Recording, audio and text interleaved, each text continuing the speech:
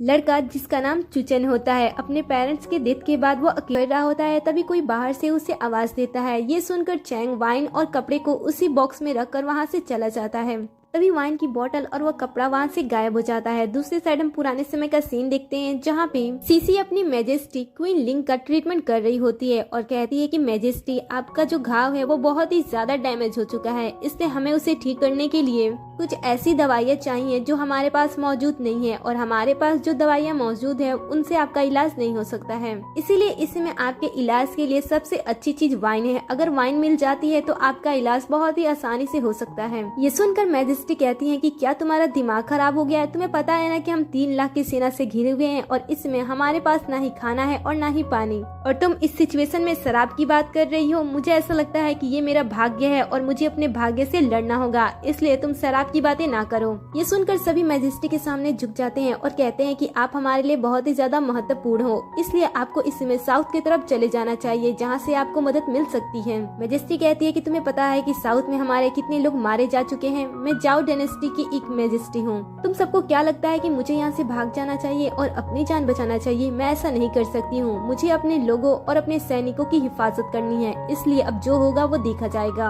अब सभी लोग युद्ध की तैयारी करो, हम फिर से युद्ध में शामिल होंगे। सीसी तुम सुन नहीं रही हो कि मैं क्या कर रही हूँ? तभी सीसी उस बॉक्स के अंदर देखती है जहाँ पे मैजिक होता है और वो वाइन की बोतल और कपड़े को अचानक से इस बॉक्स में आते हुए देखकर वो तो शॉक्ड हो जाती है और फिर वो उस वाइन के बोतल को अपने हाथ में लेती है। तब उसे वाइन की स्मेल आती है। इसके बारे में वो मैजेस्टी को बताती है और उसे देती है। मैजेस्टी भी जब उसे लेती है तब उसे वाइन की महक आती है। ये देखकर वो सीसी से इसके बारे में पूछती है कि ये कैसे आ गया। सीसी बताती है कि मैजेस्टी मुझे तो पता ही नहीं चला, ये हवा जैसा कुछ आया और अचानक से ये दोनों चीजें उस बॉक्स से बाहर आ गयी। ये सुनकर मैजेस्टी सोचने लगती हैं कि उनके पास ये बॉक्स कैसे आया था। तभी हम एक पर्सन को देखते हैं जिसने अपना फेस पूरी तरीके से कवर किया होता है और वो मैजेस्टी को वो बॉक्स देते हुए कहता है कि इसे हमेशा अपने पास रखना। जब भी तुम डरी हुई हो या फिर किसी प्रॉब्लम में हो तब तुम इसका यूज कर सकती हो, ये तुम्हारी पूरी तरीके से मदद करेगा। मैजेस्टी कहती है कि जब मुझे ये बॉक्स दिया गया था मुझे कहा गया था कि ये बॉक्स हमेशा अपने पास रखना, ये बॉक्स इसे हमेशा अपने पास रखना, शायद इस तरीके से कोई हमारी मदद कर सकता है।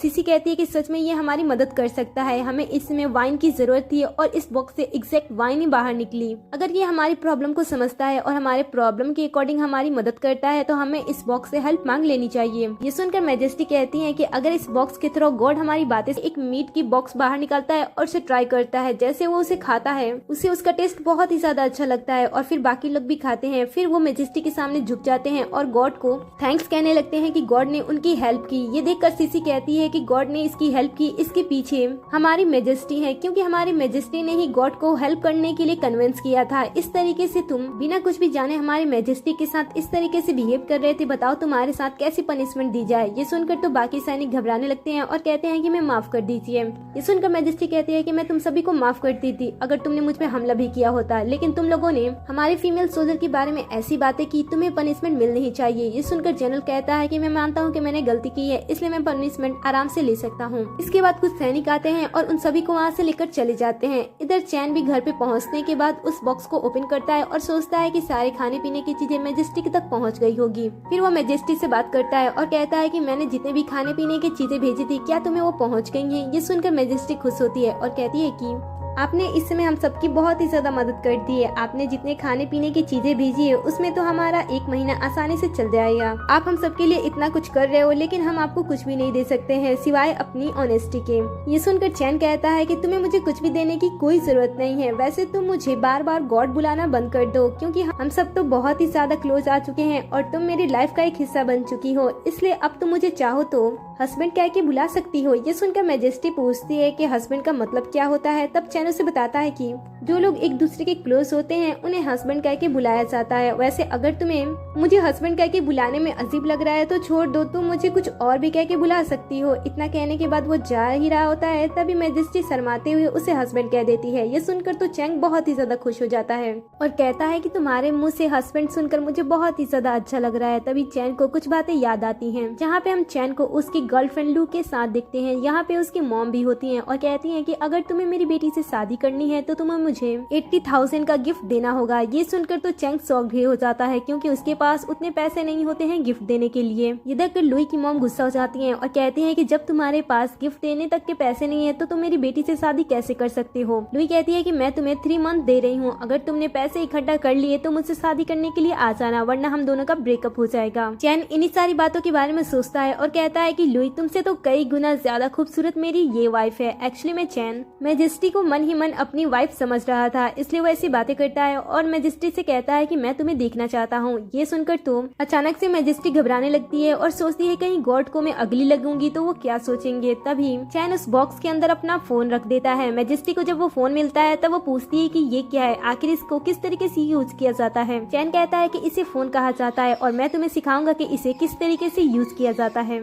इसके बाद वो उसे गाइड करता है और मैजेस्टी उसके फोन को ओपन करती है जहाँ पे उसे चैन की एक वीडियो भी मिलती है। वो उसे ओपन करती है तब वो उसे देख भी पाती है और साथ ही चैन अपना नाम बताता है और कहता है कि मैं तुम्हारा हस्बैंड हूँ। मैजेस्टी ये देखकर बहुत ही ज्यादा खुश हो जाती है और कहती है कि मेरा हस्बैंड तो इतना ज्यादा यंग है, मैंने सोचा था कोई बूढ़ा गॉड होगा। इसके बाद ये भी एक वीडियो बनाती है और चैंग के पास भेज देती है। चैंग उसे इस तरीके से देखकर बहुत ही ज्यादा खुश हो जाता है और कहता है कि जैसा मैंने इसके बारे में सोचा था ये तो उससे भी कई ज्यादा खूबसूरत है, ये सच में किसी फेरी से कम नहीं है। यही कहते हुए वो उसके बारे में रोमांटिक होकर इमेजिन करने लगता है, जहाँ पे वो उसे अपने पास देखता है और जैसे वो उसे किस करने वाला होता है मैजेस्टी की आवाज सुनकर वो अपने सपने से बाहर आ जाता है। मैजेस्टी चैन से कहती है कि हस्बैंड मैंने आपसे पहले ही कहा था कि मैं अपनी पूरी जिंदगी आप पे निछावर करती हूँ, इसीलिए जब भी आपको किसी भी चीज की जरूरत हो तो बिना कुछ सोचे समझे आप मुझसे कह देना, लेकिन मुझे इसमें थोड़ा सा काम है, मैं नहाने के लिए जा रही हूँ। ये सुनकर चैन कहता है कि क्या तुम सच में नहाने के लिए जा रही हो, एक सेकंड रुकना। इसके बाद चैन मैजेस्टी के लिए कुछ चीजें लाता है जिसमें सैंडल होती है, एक प्यारी सी ड्रेस होती है और साथ में नहाने की कुछ चीजें होती हैं। फिर वो सभी चीजों को एक एक करके उस बॉक्स के अंदर डाल देता है और सारी चीजें मैजेस्टी को मिल जाती हैं। जब वो सभी चीजों को देखती हैं तब उन्हें काफी ज्यादा अच्छा लगता है। मैजेस्टी सोचने लगती है कि मेरा हस्बैंड मेरे बारे में कितनी सारी अच्छी चीजें सोचता है। इतना सोचते हुए वो बात लेने लगती हैं और नहा रही होती हैं, जिसकी आवाज बॉक्स के थ्रू चैंग को वापस आता है। तब वो सोचता है कि क्या मैं सच में उस दुनिया में वापस चला गया था, आखिर ये कैसे हो सकता है, मैंने उसे देखा था। यही सारी बातें उसके दिमाग में चल रही होती हैं। इधर मैजेस्टी अपने कपड़े बदलने के बाद अपने लोगों से मिलने के लिए जाती हैं और उन्होंने अपने साथ में उस मैजिकल बॉक्स को भी रखा होता है। मैजेस्टी सबसे पूछती है कि क्या आप सभी को खाना और पानी। वो बॉक्स के बारे में बताती हैं और ये भी बताती हैं कि उन्हें ये बॉक्स कैसे मिला था और इस बॉक्स ने इनकी हेल्प कैसे की थी। आगे वो चैन के बारे में बताती हैं और कहती हैं कि वो हमेशा ही हमारी मदद करते हैं। ये सुनकर तो सारे लोग शॉक्ड हो जाते हैं कि एक छोटा सा बॉक्स उनकी इस तरीके से मदद कैसे कर सकता है। ये सुनकर मैजेस्टी चैन को आवाज देती है और चैन उस साइड से काफी खाने पीने की चीजें उधर से डालने लगता है जो कि बॉक्स से इधर से निकलने लगता है। और ये सारे लोग जब अपने आंख के सामने ये सारी चीजें होते हुए देखते हैं तब इन्हें भी बिलीव हो जाता है और उनमें से वो कुछ चीजों को लेकर खाने लगते हैं जो कि इन्हें बहुत ही ज्यादा अच्छा लगता है। और फिर वो मैजेस्टी के साथ चैंग को भी शुक्रिया अदा करने लगते हैं। इधर हम चैंग को देखते हैं जो कि बड़े ही मजे से फल खा रहा होता है और सोचता है कि उसकी लाइफ बड़े ही मजे से चल रही होती है। वो अपनी सारे ज्वेलरीज को देखता है और सोचता है कि उसे इन्हें बेचकर उन्हें पैसे ले लेना चाहिए। इसीलिए वो ये सारी बातें सोचते हुए वो एक पर्सन के पास जाता है और अपने पास से एक चीज निकालकर उन्हें जांच करने के लिए दे देता है। वो पर्सन जब उस ब्रेसलेट देख के मैं इसे अफोर्ड नहीं कर सकता हूँ, वैसे मैं आपको बता सकता हूँ कि आपको ये सारी चीजें किस तरीके से बेचनी चाहिए, अगर आपको बेचना है तो आप मुझे इसके बारे में बता सकते हो। चैन कहता है कि हाँ मुझे ये सारी चीजें बेचनी है, वैसे आपको इन सारी चीजों के बारे में इतना इन्फॉर्मेशन कैसे है। बूढ़ा कहता है कि एक तो मेरे पास बेचने के लिए आए और तुम्हें पता भी नहीं कि सारी चीजें मुझे क्यों पता होंगी। वैसे मैं तुम्हें बता दूं कि मुझे सबसे ज्यादा जाओ डायनेस्टी में इंटरेस्ट था और तुमने सिर्फ उसी डायनेस्टी की चीजें लाई थी। जाओ डायनेस्टी की खास बात यह है कि वहाँ की जो मैजेस्टी थी वो बहुत ही ज्यादा अच्छी थी। वो अपने लोगों के लिए जान भी देने के लिए कुर्बान थी। वो अपने लोगों के लिए बहुत ही ज्यादा कुछ करती थी, लेकिन वो अपनी लड़ाई के दौरान ही मारी गई। मैजेस्टी की मौत की बातें सुनकर तो चैन की पूरी दुनिया रुक सी जाती है और वो उस बूढ़े से पूछने लगता है कि आखिर ये कैसे हुआ था। अगर तुम इन सारी चीजों के बारे में मुझे बताते हो कि कब क्या हुआ था, तब मैं ये सारी चीजें तुम्हें दे दूंगा। बूढ़ा कहता है कि मैं इस तरीके से तो ये सारी चीजें नहीं ले सकता हूँ, लेकिन मैं तुम्हारे लिए उसके बारे में पता लगा सकता हूँ और तुम्हें बता सकता हूँ कि उस दौर में क्या क्या हुआ था। ये सुनकर चैन बाहर आता है और मैजेस्टी के बारे में ही सोच रहा होता है। फिर वो भागते हुए टेम्पल वापस आता है जहाँ पे वो बॉक्स के थ्रू मैजेस्टी को आवाज लगा रहा होता है, लेकिन उधर से कोई भी आवाज नहीं आता है। ये देखकर वो घबरा जाता है और सोचने लगता है कि कहीं मैजेस्टी को कुछ होना गया हो। दूसरी साइड हम दूसरी दुनिया देखते हैं जहाँ पे बीमारी की वजह से सभी की हालत बहुत ही ज्यादा खराब हो जाती है और बीमारी के चपेट में मैजेस्टी भी आ गई होती है, जिनकी हालत भी बहुत ही ज्यादा खराब होती है। तभी सीसी उनके पास आती है और सभी लोगों के बारे में बताती है कि इसमें बीमारी सारी जगह पे फैल गई है, जिस वजह से हमारे बहुत सारे सोल्जर टीचर भी इस बीमारी से झूल रहे हैं, आखिर अब हमें क्या करना चाहिए। ये सुनकर जेस्टी कहती है कि मुझे ऐसा लगता है कि गॉड को हमारी जान चाहिए, इसीलिए तो वो ये सारी चीजें कर रही हैं। ये सुनकर सीसी कहती है कि हमें अपने बॉक्स वाले गॉड से एक बार बात करनी चाहिए। ये सुनकर वो बॉक्स में जाकर आवाज देने लगती है। दूसरी साइड से चैन भी आवाज दे रहा होता है। जैसे ही चैन सीसी की आवाज सुनता है उसे वो मेजेस्टी लगती है, इसलिए वो उससे बातें करने लगता है। लेकिन उधर से सीसी बताती है कि हस्बैंड मैं मेजेस्टी नहीं हूँ, मैं मेजेस्टी की बॉडीगार्ड हूँ। ये सुनकर वो कहता है कि आखिर तुम मुझे हस्बैंड कह के क्यों बुला रही हो। सीसी कहती है कि मेजेस्टी भी आपको हस्बैंड कह के बुलाती है ना, इसीलिए। ये सुनकर चैन उसे समझाने की कोशिश करता है, लेकिन सीसी समझ नहीं पाती है, इसलिए वो उसे कहता है कि इन सारी बातों को छोड़ो, तुम मुझे ये बताओ कि मेजेस्टी मुझसे बात क्यों नहीं कर रही है। ये सुनकर सीसी मेजेस्टी की कंडीशन के बारे में बता देती है और वो सुनकर ये शॉक्ड हो जाता है और कहता है कि जल्दी मुझे बताओ कि मेजेस्टी, और रिक्वेस्ट करने लगती है और भी ज्यादा मेडिसिन के लिए। लेकिन चैन मेडिसिन देने से मना कर देता है। ये देखकर मेजेस्टी उसके सामने नाटक करने की कोशिश करती है और ऐसा दिखाती है कि मानो उसकी तबीयत बहुत ही ज्यादा खराब है। ये सुनकर चैन मेजेस्टी के लिए और भी ज्यादा मेडिसिन भेज देता है और मेजेस्टी उन सभी मेडिसिन को सभी में एक एक करके मेडिसिन बांट देती है, जिसे खाने के बाद सभी लोग ठीक हो जाते हैं। इसके बाद वो सीसी के साथ वापस आ जाती है। वापस आने के बाद सीसी मेजेस्टी से बात करती है और कहती है कि जो मेडिसिन गॉड ने भेजा था वो तो गॉड भी इस बात से बहुत ही ज्यादा खुश है। ये सुनकर सीसी कहती है कि मैं भी उनकी दासी बनना चाहती हूँ। मेजेस्टी कहती है कि तुम हमेशा मेरी साथ रही है और कहती है कि सीसी तुम्हारी दासी बनना चाहती है, वो मेरी एक बहन जैसी है, अगर तुम चाहो तो वो तुम्हारी दासी बन सकती है और तुम्हारा ध्यान जिंदगी भर रख सकती है। ये सुनकर तो चैन का दिल गार्डन गार्डन हो जाता है। वो सोचने लगता है कि आखिर उसके लिए दो लड़कियां एक साथ उसके बारे में कैसे सोच सकती हैं, और जैसे ही सीसी उसे हस्बैंड करती है उसे तो बहुत ही ज्यादा खुशी होने लगती है। फिर वो अपना चेहरा अपने फोन के शीशे में देखने लगता है और कहता है कि मैं सच में बहुत ही ज्यादा हैंडसम हूँ। इसके बाद वो सीसी के लिए भी कपड़े, सैंडल और कुछ चीजें भेज देता है और इसके बाद वो सपने में सीसी को वो ब्लैक ड्रेस पहनते हुए देखता है जिसमें सीसी बहुत ही ज्यादा हॉट लग रही थी। इसके बाद वो सीसी और मेजेस्टी के साथ अपने आप को बैठे हुए देखता है, जहाँ पे दोनों ही उसका बड़े ही अच्छे से ध्यान रख रही होती हैं और चैन को ये दोनों बहुत ही ज्यादा पसंद भी आती है। वो उनके साथ टाइम स्पेंड कर ही रहा होता है, तभी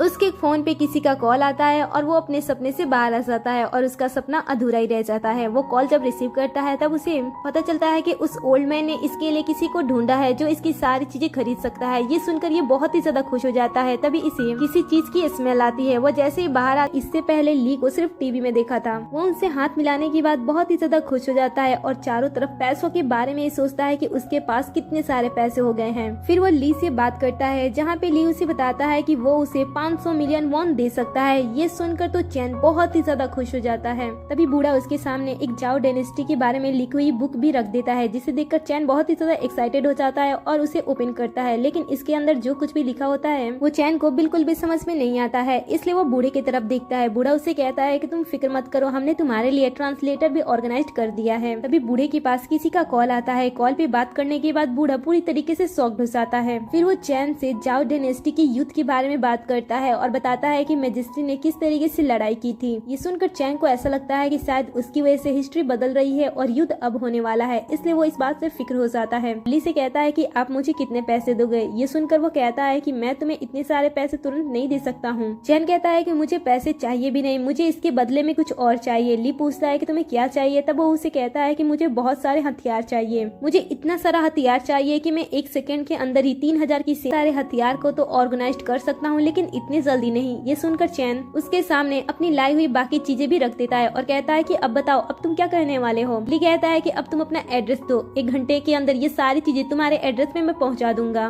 दूसरी साइड हमें पुराने समय का सीन दिखाया जाता है, जहाँ पे हम सीसी और जनरल को देखते हैं जो कि अपने गेट पे खड़े होकर निगरानी दे रहे होते हैं। तभी वहाँ पे किंग जाओ अपने 4000 सेना लेकर वहाँ पे पहुँचता है, जिसे देखकर ये दोनों काफी ज्यादा खुश हो जाते हैं। किंग जाओ यहाँ पे इनकी मदद करने के लिए आया होता है और इनसे इनका गेट ओपन करने के लिए कहता है। ये सुनकर चीजें रखी हुई हैं, तुम सभी यहाँ से जाओ और हथियार को यहाँ पे लेकर आओ। ये सुनकर सभी जाते हैं और हथियार को वहाँ से बाहर लाते हैं। इसके बाद वो सैनिकों पे गोले बारूदों से हमला करते हैं और जो सिपाही इसमें बच जाते हैं उन्हें वो गोलियों से शूट कर देते हैं। बाद में कुछ सिपाही बच जाते हैं, जिसे मेजेस्टी उन्हें समझाने की कोशिश करती है। फिर वो सभी से बातें करता है और कहता है कि जो कुछ भी जाओ डायनेस्टी से धोखेबाजी करेगा, मेजेस्टी के खिलाफ होगा, उसे किसी भी तरीके से नुकसान पहुंचाने की कोशिश करेगा, उसकी जिंदगी में बर्बाद कर दूंगा। सीसी भी अपने हस्बैंड को देखकर काफी ज्यादा खुश होती है और कहती है कि मैंने नहीं सोचा था कि मेरे हस्बैंड इतने ज्यादा हैंडसम होंगे। वेल चैन उन्हें डराने की बहुत ही ज्यादा कोशिश करता है, जिसे देखकर तो ये सारे लोग डर जाते हैं और उसके बाद वो वहाँ से गायब हो जाता है। इसके बाद मेजेस्टी अपनी युद्ध जीतने के बाद वापस अपने राज्य पहुँच जाती है, जहाँ पे पहुँचने के बाद सभी लोग मैजेस्टी को वापस महल में आते हुए देखकर बहुत ही ज्यादा खुश होते हैं, लेकिन यहाँ का जो मंत्री होता है वो मैजेस्टी को देखकर ज्यादा खुश नहीं होता है। सबके अंदर चले जाने के बाद वो अपने आप से कहता है कि कोई बात नहीं है, तुम्हारी 30,000 की सेना ने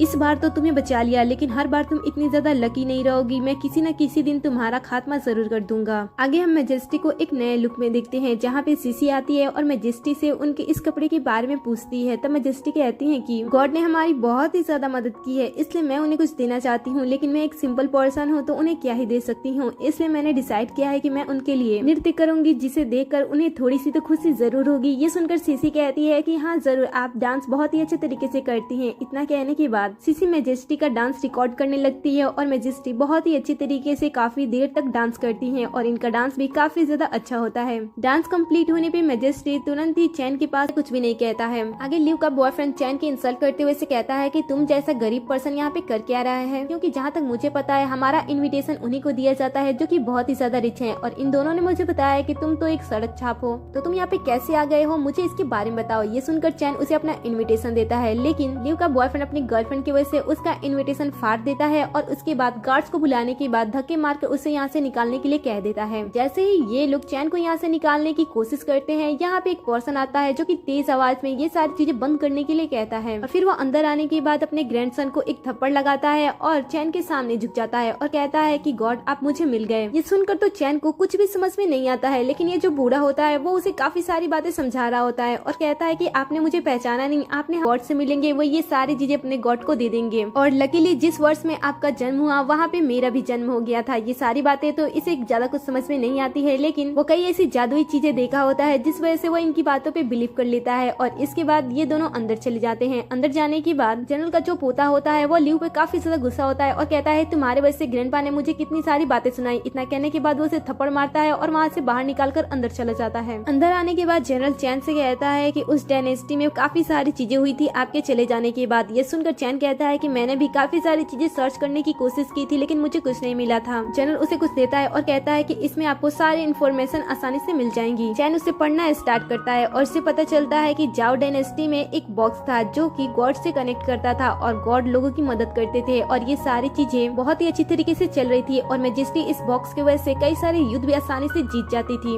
लेकिन जैसे इस बॉक्स के बारे में मैजेस्टी के मंत्री को पता चला, उसके मन में लालच आ गया, और वैसे भी वो पहले से ही सिंहासन अपनाना चाहता था, इसलिए उसने मौका पाकर सारे सैनिकों को अपने तरफ कर लिया और उसके बाद वो मैजेस्टी पे हमला करने के लिए पहुंचा। लेकिन मैजेस्टी के साथ सीसी और जनरल दोनों ही थे। जब ये लोग मैजेस्टी पे हमला करने के लिए आगे बढ़ रहे तब जनरल यहाँ पे बचाने के लिए आ गया। जनरल मैजेस्टी की जगता है। वैसे चैन की दुनिया में अभी ये सारी चीजें नहीं हुई थी, इसलिए वो सोचता है कि वो पहले ही मैजेस्टी को आगाह कर देगा, इसलिए वो घर जाता है। लेकिन जैसे वो घर पहुंचता है वो देखता है कि लिव का भाई और लिव दोनों ही उस बॉक्स को चुराने की कोशिश कर रहे हैं। लेकिन इस समय चैन बहुत ही ज्यादा गुस्से में होता है, इसलिए वो उन्हें बॉक्स को रखने के लिए कहता है, जिस वजह से सुनकर लुई डर जाती है और उसके हाथ से बॉक्स नीचे गिर के टूट जाता है और इसके बाद ये दोनों यहाँ से भाग जाते हैं। चैन ये देखकर बॉक्स की तरह ये भी टूट जाता है और इसे समझ नहीं आता है कि ये मैजेस्टी कहता है कि क्या मैजेस्टी के बारे में कोई इन्फॉर्मेशन इस जमाने में होगी। ये सुनकर जनरल कहता है कि इसके बारे में तो पता लगाना बहुत ही ज्यादा मुश्किल है, क्योंकि उनकी पुरानी रिकॉर्ड्स तो हमें बहुत ही मुश्किल से मिल सकती है, लेकिन इस जमाने में वो क्या कर रही है हमें कुछ भी पता नहीं चलेगा। ये सुनकर चैन उसके सामने और भी एक्सपेंसिव चीजें रख देता है और कहता है कि ये सारी चीजें तुम अपने पास रख लो, लेकिन मुझे सिर्फ ये बता दो कि वो इस समय कहाँ है या फिर उसके बारे में कोई भी इन्फॉर्मेशन दे दो।